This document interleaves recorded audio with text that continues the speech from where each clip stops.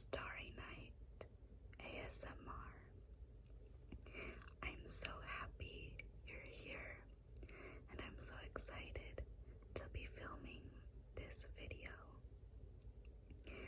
So, today I'll be filming another book video, this time for July.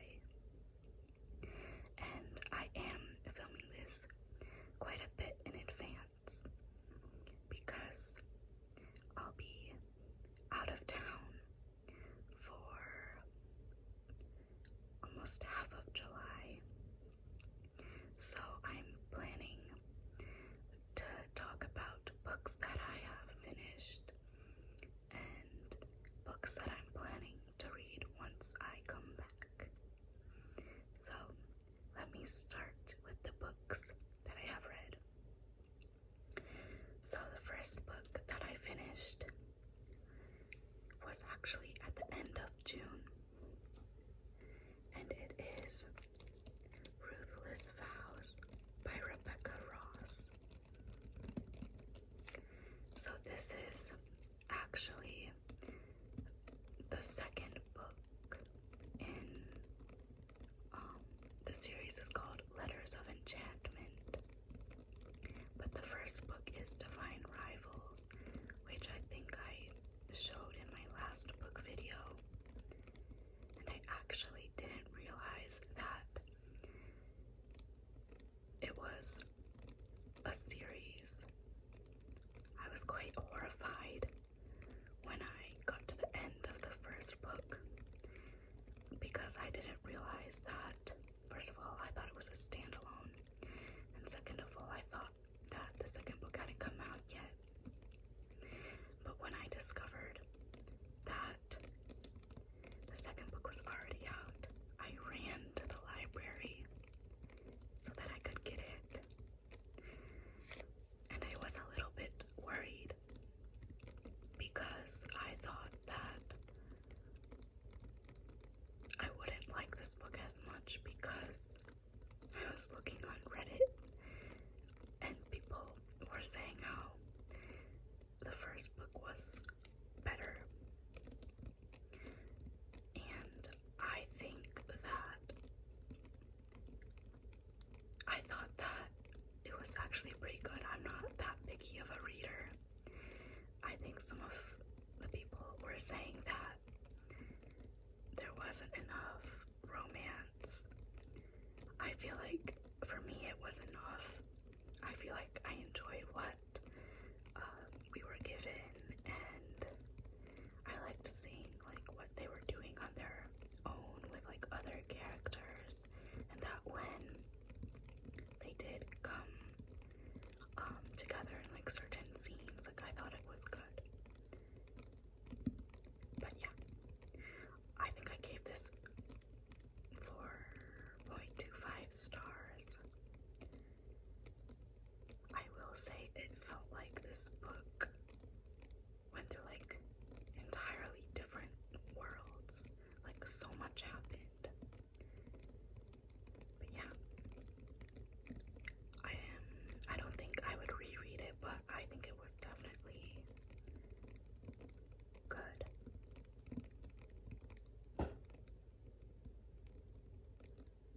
Yeah. So that was the first one, Ruthless Vows by Rebecca Ross.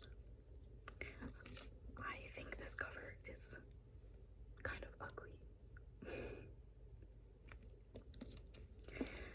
But yeah, that was the first book.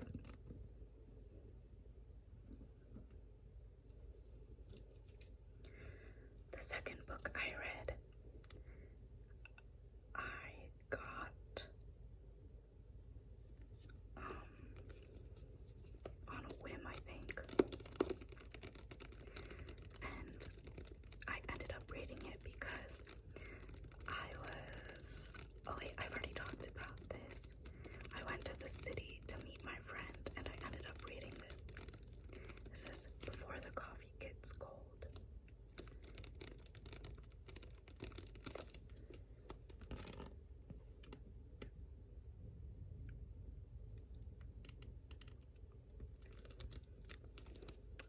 finished this in 2 days. And I think in the beginning I didn't really like it. I felt like I didn't really like the characters, but once I got to the end, I really enjoyed it.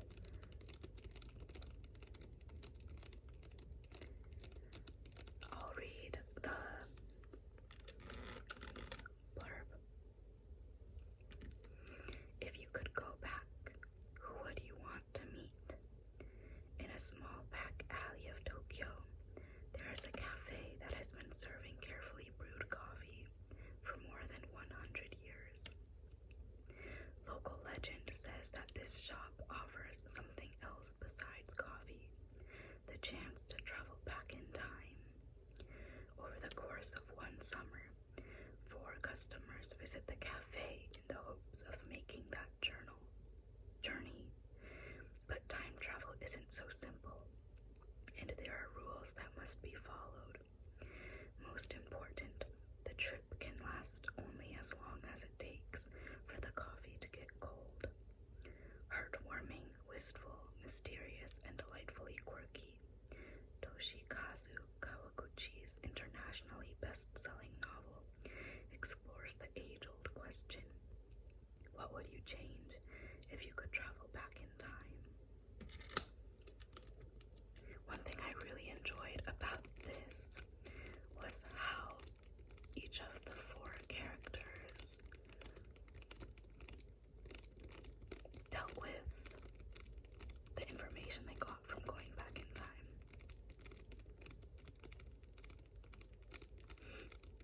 Yeah, I like that.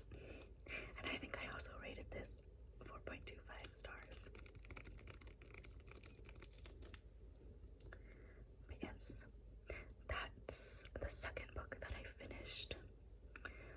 I'm currently reading my 3rd book, and I am very close to being finished. It is The Starless Sea by Erin Morgan Stern. And I actually never planned on picking this one up, but when I was at the library, I couldn't find the book that I wanted, so I got this one because I really enjoyed The Night Circus, which is another book that she's written, and so I decided to pick this one up.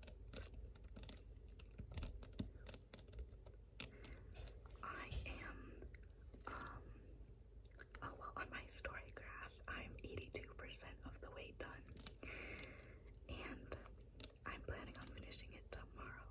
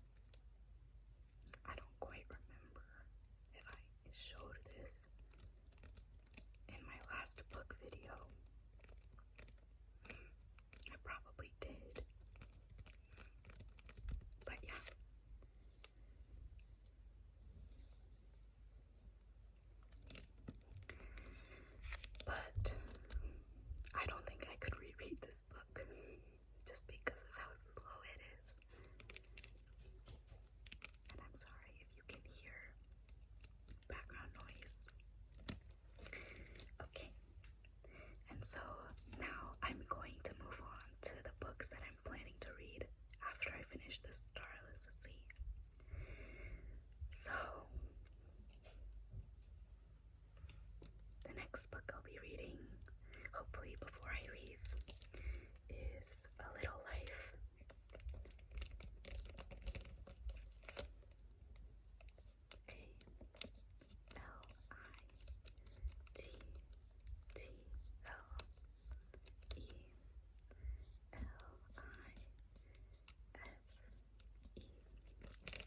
I've heard so many good things about this book, and I've heard that it's really sad, which is a bit concerning for me because I cry so easily.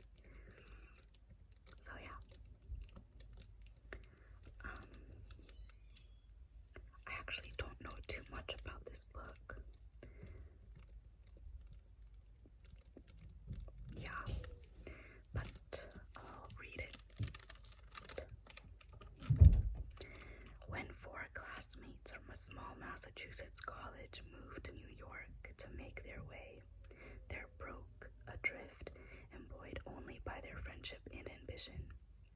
There is kind, handsome Willem, an inspiring actor. J.B., a quick-witted, sometimes cruel, Brooklyn-born painter seeking entry to the art world. Malcolm, a frustrated architect at a prominent firm.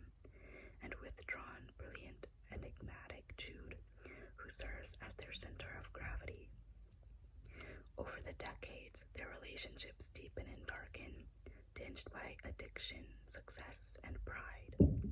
Yet their greatest challenge, each comes to realize, is Jude himself, by midlife a terrifyingly talented litigator, yet an increasingly broken man, his mind and body scarred by an unspeakable childhood, and haunted by what he fears is a degree of trauma that he'll not only be unable to overcome, but that will define his life forever. In rich and resplendent prose, Hanya Yanagihara has fashioned a tragic and transcendent hymn to brotherly love, a masterful depiction of heartbreak, and a dark examination of the tyranny of memory and the limits of human endurance.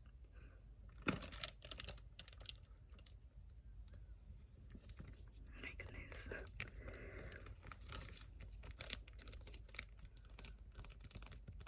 So I'm excited to read this after. Okay. And then the last book that I have, I'm really worried about my storage.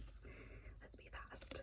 Is Caraval by Stephanie Garber.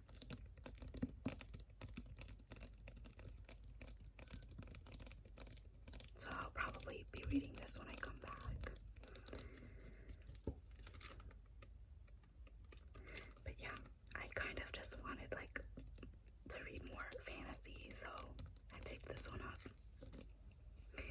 And I'll read the blurb on this one as well.